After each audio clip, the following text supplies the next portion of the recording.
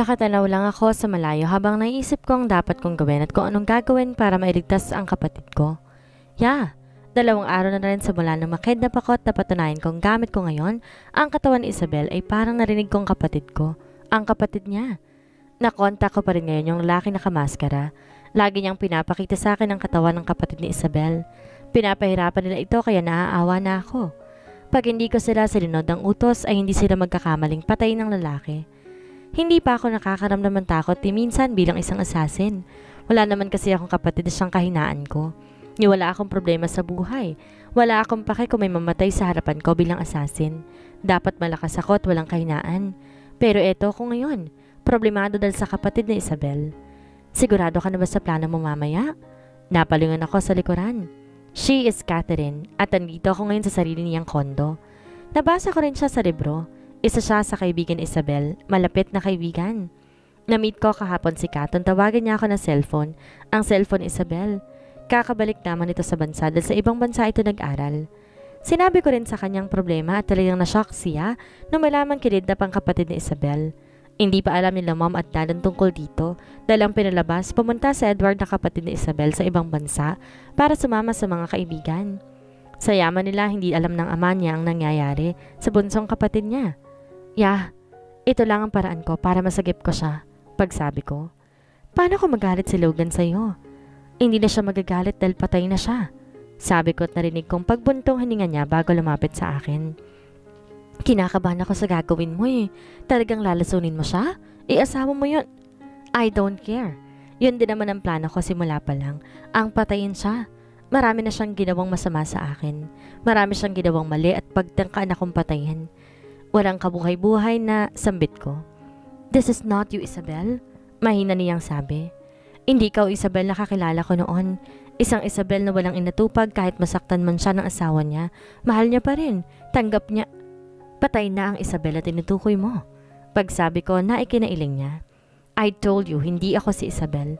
Isa lang akong hamak na kaluluwang makapasok. Oh, shut up, Isabel. Palusot ka pa eh. Sabi niya at di matanggap na nagsasabi ako ng totoo. Ikaw ang bahala kung ayaw mong maniwala. Pero sinasabi ko sa'yo, kayo nga mga taong nandito, isa lang kayong hamak na imahinasyon. Sinulat sa libro para paglaruan ng isang manunulat. Pagsabi ko na kinatigan na naman niya at bahagyang natawa ulit. You crazy? Naiusal ko na lamang at siya na may umupo sa sofa at inihiga ang ulo.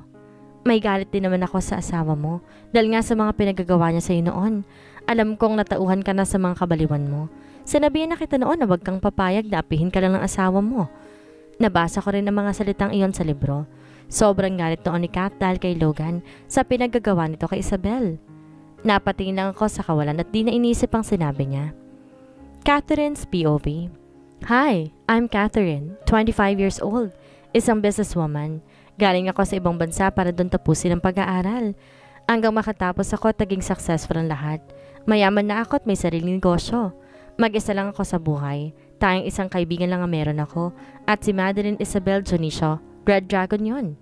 Malapit siya sa akin simula pa nung mamatay ang pamilya ko dahil sa pagsabog ng barkong sinasakay nila. Pauwi na sana sila dito pero dahil sa kaguluhan na nangyari sa barko nadamay ang pamilya ko. Ngayon nandito ako sa kondo kasama si Isabel. Hindi ako payag sa plano niyang patayin ang asawa niya pero hindi ko rin siya po pwedeng diktahan kung anong gusto niya. May galit ako sa asawa niyang si Logan Cordero, Red Dragon, isang mafia boss at sikat sa bansang ito. Napaka-obsessed niya at hindi ko gusto yon dahil ang kaibigan kong Isabel ang naghihirap. Ngayon, plano ni Isabel na sunin ang asawa niya bilang pagsagip sa kapatid niyang nasa kapahamakan. Pwede naman kasi naming pumunta ang mga masasamang tao at magpadala ng polis para madakip pero ayaw niya talaga. May napapansin din akong pagbabago kay Isabel. Matagal na ako hindi nakakauwi pero hindi ko alam kung bakit ang laki ng pinagbago niya. Malamig ang tono ng pananalita niya at masama ang tingin niya habang nakikipag-usap ako. Salubong na salubong ang kilay at may nararamdaman akong kakaibang aura niya. Sobrang lakas. Hindi ko maipaliwanag. May kapangyarihan ba ako? Napapailing akong tumingin sa kanya. Nakatalikod pa rin siya sa akin habang nakatingin sa kawalan. Malapit nang gumabi. Kailangan ko nang umuwi. Napalingon ako sa mga mata niya. Kalmado lang to na parang walang iniisip na masama. Mamaya. Gusto mo bang samahan kita? Tanong ko ulit dito pero umiling siya. Ayoko madamay ka. Gusto kong ako ang tatapos sa gulong to. Sabi niya at kinuha ang bag niya. Sige, mag-iingat ka. Tawagan mo ako pag kailangan mo ng tauhan. Marami akong tauhang makakatulong sa'yo. Sabi ko sa kanya at tumango naman siya. Sige. Tumalikod na rin siya sa akin. Napasunod na lang ako ng tingin sa kanya. Ang laki ng pinagbago niya. Di ba nga sabi niya hindi nga siya sa Isabel dahil dito nakapasok siya sa katawan ni Isabel. Ha? Kalokohan? Pinagsasabi ng babaeng to. Napapailing na lamang ako dahil sa naisip. Isabel's POV. Pumasok agad ako sa kwarto na makauwi ako sa bahay. Nakita ko kanina si Logan nagbabasa ng jar sa may sala. Pumasok ako ng kwarto, nagbihis na matapos kong maligo. Kinuha ang isang maliit na buti na binigay sa akin na matanda na nakamaskara. Kinuha ka rin na isang boteng dala-dala kanina na nasa bag ko. Kinuha ko ang maliit na bote at binigay sa akin na nakamaskara. Agad kong tinapon sa lababo ng banyo ko ang laman. Hinugasan at kinuha ang isang maliit na bote. Pinagpalit ko ang laman nito. Nakuha ko sa isang doktor ang poison na ito. Kakaibang poison. Kapag uminom ka raw, automatic, mawawalan ka na talaga ng buhay. Pero bilang lang yon dahil nawawalan ka ng buhay sa loob ng paglampas, babalik sa normal ang paghinga mo. Kaya 5 hours lamang ang bigay sa pagtigil ng paghinga mo pag nainom mo ito. Siyempre, gusto ko pang mabuhay si Logan, no? Kahit gusto ko siyang patayin. Nakikita ko na sa kanya na nagbabago siya. Nagbago ba talaga siya? Napabuntong hininga na lang ako ng malakas at agad na lumabas. Ipinasa kong maliit na bote sa aking dibdib na makalabas sa pintuan ng kwarto ko. Agad ako nagpunta sa dining room. Tinulungan ko ang mga katulong para sa hapunan. Nakita kong hindi pa natapos si Logan sa pagbabasa. Ako na rito, umalis na kayo. Pagsabi ko, sanay na silang akong gumagawa nito kapag hapunan na. Kaya na mawala ang mga katulong sa dining room, agad kong kinuha ang poison. Tumingin sa paligid at nakita ko isang pulang kumukurap-kurap sa bandang bintana ng dining room. Alam kong plano ito na nakamaskara para makita nila eksena sa pagpatay o paglason ko kay Logan. Nang mailagay ko na ang poison sa adobo na nakahain sa harap ng plato ni Logan, mabilis akong umalis. Nakangiti ako nagtungo ng sala. Kakain na! Nakangiting yaya ko kay Logan. Awkward lang dahil ngayon ko lang siya napansin simula nung pinagsabihan niya ako ng malandi.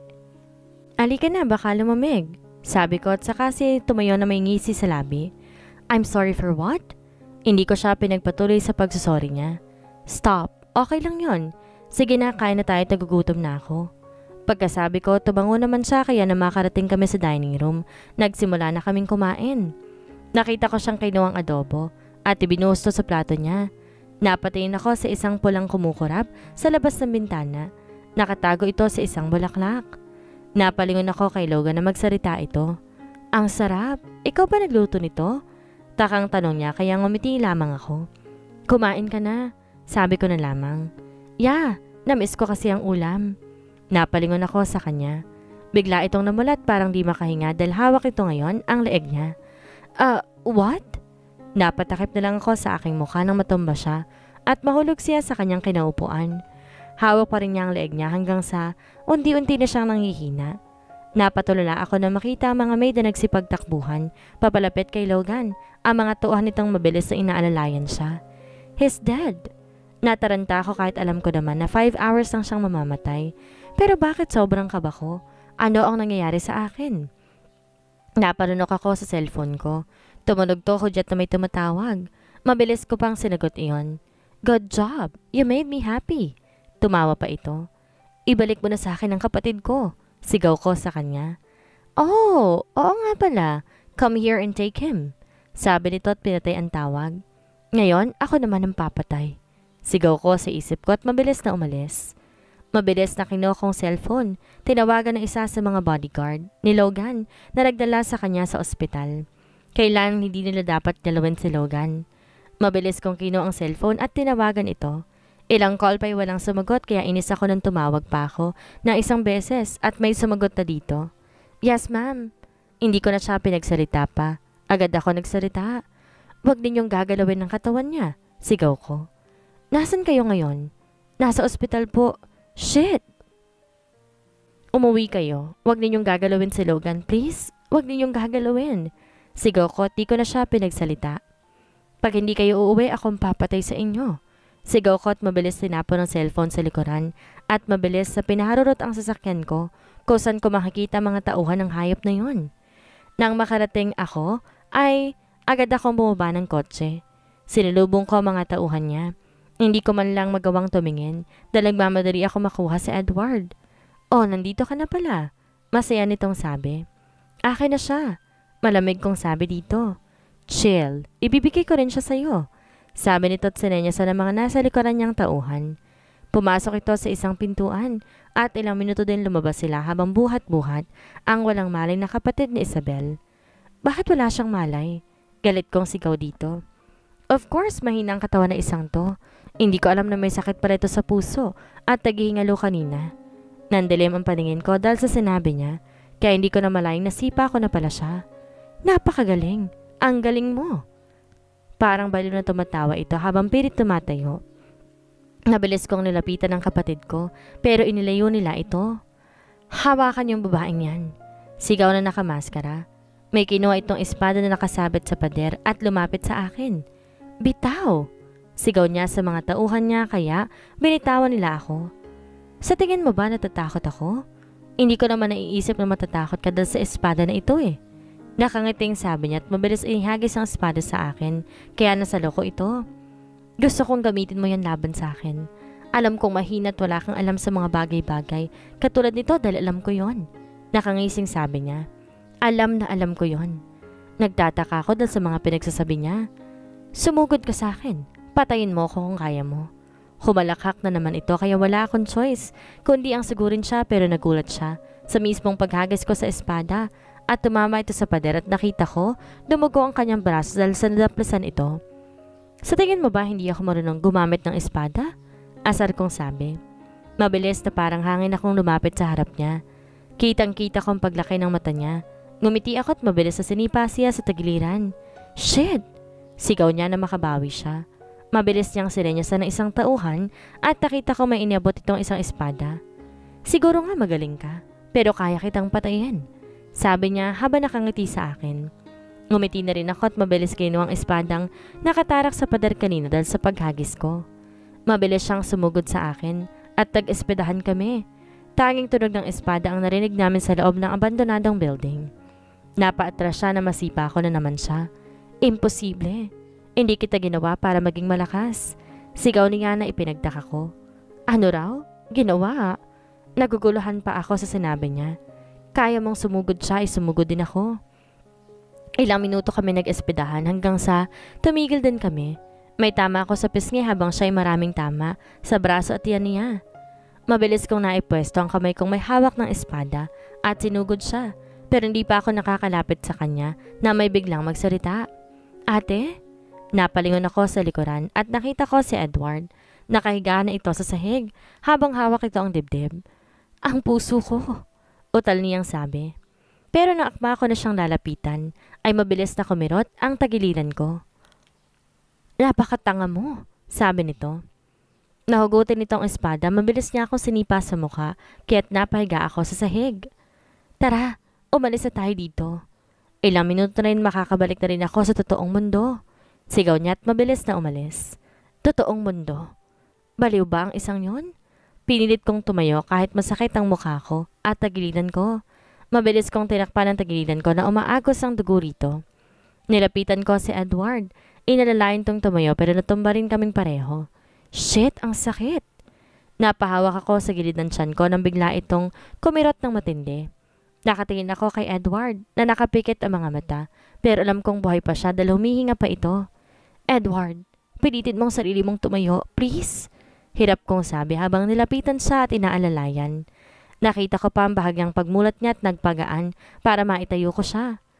Mabilis kong kinuha ang kamay niya at ipinatong ang braso niya sa balikat ko. Matangkad si Edward at sobrang bigat niya pero pilit niyang pinapaga ng katawan niya para maalalayan ko siya. Edward, kaya mo pa bang maglakad? Pinilit kong iklaro ang boses para marinig niya nang mabuti. Mahina siyang tumango kaya naglakad na kami papalabas. Hanggang nakita kong sasakyan ko. Malayo-layo pa ito sa gawin namin kaya mabilis kong pinaupo si Edward sa sahig. Dito ko lang kukunin ko yung kotse. Sabi ko't mahina na naman itong tumango habang hawak ang dibdib nito. Gusto ko nang maiyak sa sitwasyon niya. Tumakbo ako papunta sa kotse kahit masakit ang tagiliran ko. Nang makarating ako'y agad ako nagtungo sa driver's seat at mabilis kong pinaandar ang kotse papunta sa gawin ni Edward. Nang makarating, bumaba na naman ako para alalayan siya at makapasok sa backseat. Matapos nun, mabilis kong pinaharurot ang sasakyan papunta sa ospital. Nanlalabo na rin ang mga mata ko dahil sa antok at baka dahil sa naubusan na ako ng dugo. Napalingon ako sa salamin. Sobrang putla ko na pero kaya naman. Sanay ako sa bagay na ito. Nang makarating sa entrance ng ospital, agad akong bumaba at umikot agad ako tinawag ang doktor at nurse para makalapit sa amin. Lumapit naman sila at nalapitan ako pero hindi sila pinalapit sa akin dahil sa backseat ko tinuro kung saan nandoon si Edward. Unahin yung kapatid ko, sigaw ko. Ma'am, kailangan ko na. Huwag mo akong hahawakan. Ayos lang ako, yung kapatid kong unahin ninyo. Pag may nangyaring masama sa kanya, hindi ako magkakamaling pasabugin ng ospital na to. Sabi ko at tatigilan sila at mabilis pinahiga si Edward. Tumakbo na sila sa loob ng ospital kaya ako'y sumunod na rin. Ipinasok nila sa ICU si Edward. Ilang minuto ako naghintay, hindi pa rin nakakalabas ang doktor. Mama, kailangan na po kita. Lumayo ka sa akin, kaya ko ng sarili ko. Sigaw ko sa nurse. Kanina pa siya pilit na gamutin ang sugat ko pero wala akong ginawa, kundi sigawan din siya at palayasin sa harapan ko. Ilang oras na nakalipas, lumabas din ang doktor. He is stable now. Pahinga lang siya ng marami. Dananghin ang katawan niya dahil di pa siya nakakain at di nakakatulog. Ililipat namin siya sa private room. Wait, are you okay, miss? Tumingin siya sa akin na putlang-putla na. Yes, I'm okay. So, ilipat yun ang kapatid ko kung hindi papasabugin kong ospital na to. Sigaw ko at napatango nilang ang doktor at tinawag ang ilang nurse para ilipat ang kapatid ko sa private. Tawagan mong parents ko. Here's the number. Ikaw na magpaliwanag sa kanya at kailangan ko nang umalis. Sabi ko sa doktor at binigay ang number ng magulang na Isabel at Edward. Pero paano ka? You're bleeding.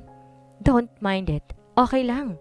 Mabilis kong tinilikuran ng doktor at umalis na sa ospital. Kailangan kong makita si Logan. Cordero. Nagtanong ako sa nurse kanina kung may pasyente ba silang Logan Cordero, Red Dragon. Pero ang sabi ay inuwi daw itong bigla. Salamat na lamang at nakinig sila sa akin. Na makarating ako sa harap naman sa ng bahay ni Logan, mabilis ako nagtungo sa gate.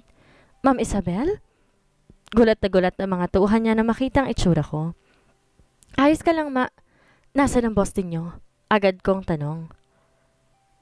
Nasa kwarto po siya. Doon na po siya namin ihahatid, ma'am. Wala na po kaming maramdaman. Kahit na pulso ni boss, wala. Babalik din siya. Anong oras na? Pagsabi ko dito. 10:05 p.m. ma'am. Napatango ako. Ilang minuto na lamang magigising na nga rin siya. Mas mabuti na yun kaysa mamatay siya. Napabuntong hininga muna ako bago nagtungo sa kwarto. Nakasunod pa rin sa akin ang mga tauhan ni Logan. Ma'am, ayos ka lang? May sugat ka po? Tapos namumutla ka pa, sabi ng maid.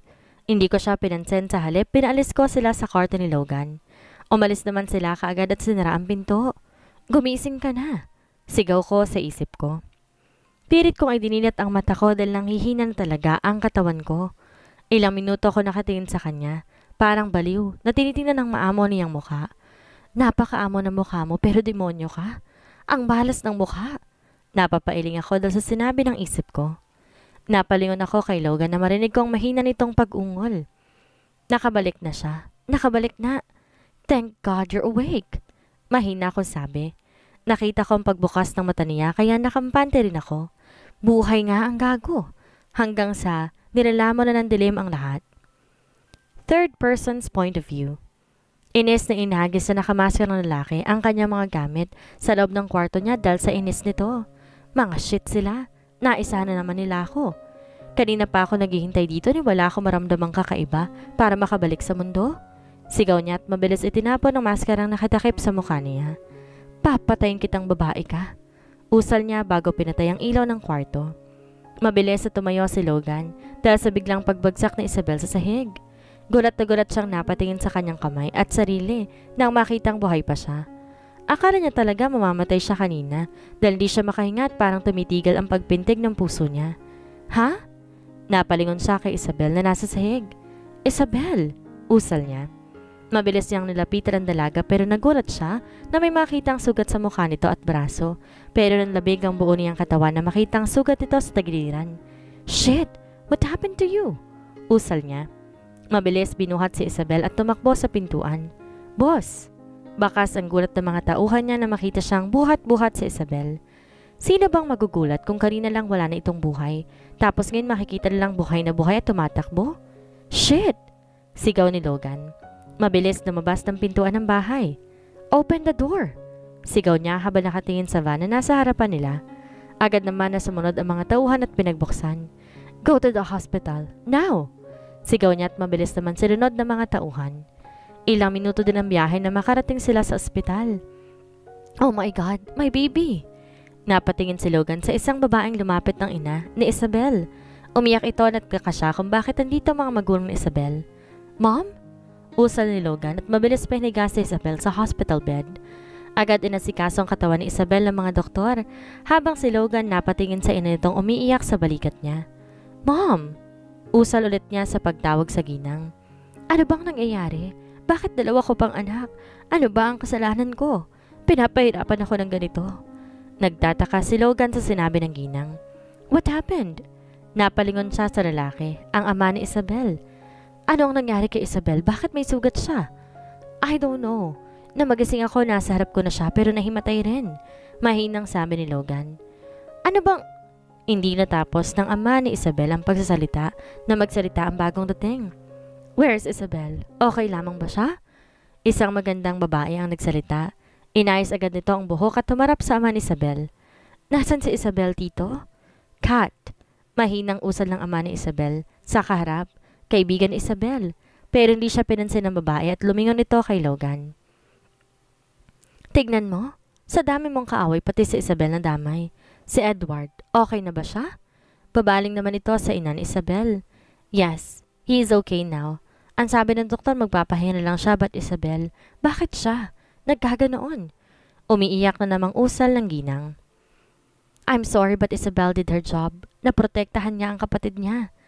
What do you mean, Iha? Napabuntong hininga si Kath at nagsimula magkwento. Nung dumating ako dito, agad kong pinuntan si Isabel. Yayayain ko sana siya mag-shopping pero hindi siya pumayag. Ang sabi niya wala siyang time para mag-shopping dahil nanganganib daw ang buhay ng kapatid niya. Nagsabi rin siya na may gustong pumatay kay Logan pero nung nasa party sila na-kidnap si Isabel. Nakita niya ang kapatid niya at pinagbantaan siya ng mga kidnappers na kung hindi niya papatayin si Logan gamit ang poison na binigay sa kanya, mamamatay ang kapatid niya. Tinupad ni Isabel ang hiling ng mga kidnappers para maprotektahan ang kapatid niya. Pero hindi ko alam kung bakit. Tumingin si Isabel kay Logan. Buhay pa siya. Nagtataka ako. Kung buhay pa si Logan, mamamatay si Edward. Pero dahil matigas ang ulo ni Isabel, pumunta siyang mag-isa sa mga kalaban at iligtas ang kapatid niya. Kaya't siguro nagkasugat siya nandito ngayon. Oh my God, Han. Bakit di natin alam to? Takip ang bibig na sabi ng ginang. Di ba sinabi ni Edward sasama siya sa mga kaibigan niya? Yes. Totoong sumama si Edward sa mga kaibigan niya, pero nakidnap din siya. Sabi ni Kath at lumingon kay Logan na ngayon na kayo kuna lamang. Ikaw? Ang laki ng kasalanan mo sa kaibigan ko. Sabi nito sabay akmang aalis na makitang lumabas ang doktor na umaasikaso kay Isabel. Isabel's POV. Dahan-dahan kong iminulat ang mga mata ko na makaramdam ako na mahinang paghaplos sa pisngi ko. Napakalamig ng kamay niya. Hi, you're awake. Mahinang sabi ni Logan. Nakita kong bahagyang pangiti nito pero nawala rin kalaunan. Bakit bumait ang isang to? Hi! Maina akong usal. Tumayo siya at tinalikuran kaya tumingin din ako doon. Nakita ko ang ina ni Isabel na kaibigan niya. I called the doctor, sabi ni Logan. Baby, napalingon ako sa nagsalita. Mom, how are you? Bakas ang pag-aalala sa mukha nito.